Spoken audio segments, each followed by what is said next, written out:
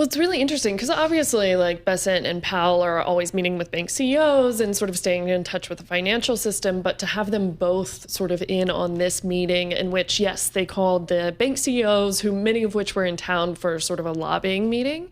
They called them in for this urgent meeting. And I think what's really interesting is it really is about this Anthropic Mythos model and what it really pretends for the industry. And I think that's key. You know, it sounds like obviously, Anthropic is trying to be very thoughtful on sort of releasing it to a select few companies to sort of be able to test their systems.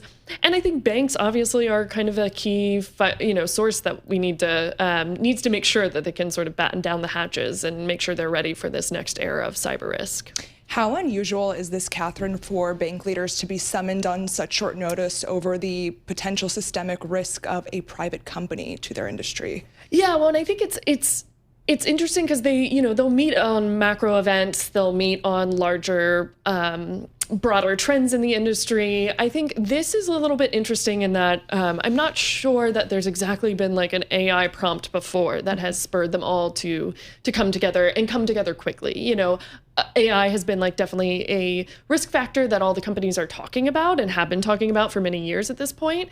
But for them to sort of come together and say, listen, this is to get a warning from the Fed and the Treasury that says this is a big risk and you need to be preparing is like a very big statement. What are the banks, have the banks acknowledged this risk, or how have the banks responded to some of these AI risks that may be out there as it relates to cybersecurity? Well, I think honestly, in the past few years, banks have really ramped up their cybersecurity protocols. I think AI is a new challenge, obviously, because it makes it quicker that these attacks and these risks can evolve. So I do think that, banks have been responding already and are already sort of quickly on this. Like you look at Project Glasswing, which is that sort of Anthropic-led limited release to certain companies to protect their defenses, and JP Morgan is already on that list. So it's clear that they're quickly trying to get involved and to make sure that they can sort of ready their systems as best you possibly can in this sort of new age. But I do think it's interesting that like this is enough of a, as we're sort of questioning, how good really is Mythos, I think this is a real indicator that regulators are taking it seriously. Have there been certain banks within that group that are more proactive about mitigating these AI and cybersecurity risks than others? Any kind of standouts in terms of what they're doing? Well, I think you have especially the big Wall Street banks, I think have been ramping up that a lot. And part of it is honestly cyber risk, affects your reputation. And if you're JP Morgan, the top US bank, you've got a lot to protect. I do think what's going to be really interesting is like how regionals handle this. A smaller bank that maybe doesn't have as much of the flexibility and the capital to sort of support large scale sort of cyber initiatives, it is going to be really important how the big giants, JP Morgan, Morgan Stanley, Citigroup, address this, because I think it'll sort of set the tone for the rest of the industry.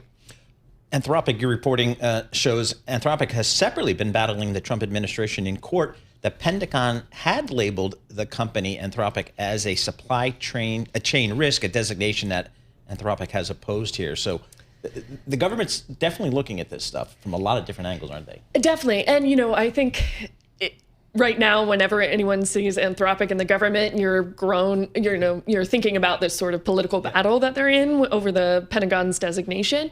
And I do think, though, the fact that Jerome Powell was in this meeting, he's obviously trying to be very careful. They don't want to be seen as a very political institution. But I think the fact that the Federal Reserve was in this meeting really understates the fact that this is less of a political thing, and this is really more of a, as a top banking regulator, the Fed is concerned about sort of cyber risk and how the industry is doing it. And the Fed knows banks well. I mean, they have the examiners who are going in routinely to sort of supervise operations. So yeah, I think a little less of a political bent for this meeting in particular. It just really underscores sort of how cyber becomes a top topic for them.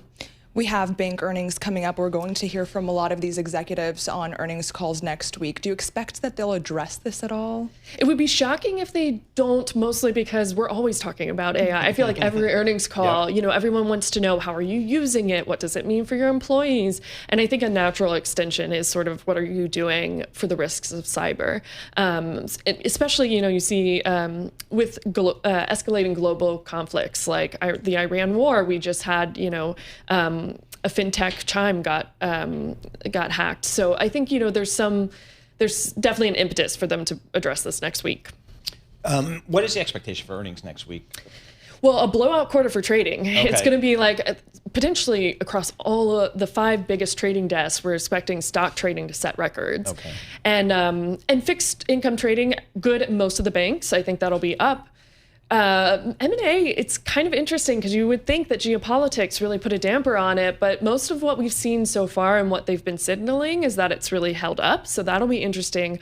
I think another wild card, in addition to sort of how they address the AI, though, is private credit. Like, how do they address it? Investors are very want details on what are their exposures, and so we'll be monitoring that pretty closely.